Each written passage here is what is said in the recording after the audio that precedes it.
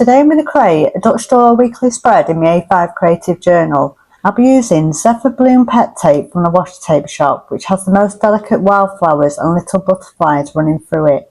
And I'm going to cut along the edge of this with my gyro cut. If you haven't got a gyro cut, you can use a craft knife or scissors. Let's see what we can do for the next Dutch door.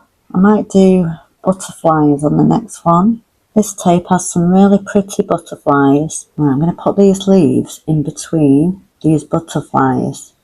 I'm just going to go along the edge of this with my gyro cut and cut it out like I did the first one. I'm going to put it here like that. Trim this bit off. I'm going to take this peach coloured washi tape. Right, we're going to cut this one out now. So I've got to put my cutting mat underneath and I'll cut this one out. I'm going to turn my journal around. I'm just going to lay this along this edge here. So all the Dutch doors are done. I made this pocket and I've done some little cards that I've put in and I've put the butterflies on them. And now I'm going to add some lines with this Hoo journaling pen. I'm planning to add the same coloured lines to the page in the journal. So this is going to blend in with the page. Take this dragonfly. Let's have a look what we've got on here. And I've finished the whole spread now, so I'll have a look at it and see how it turned out.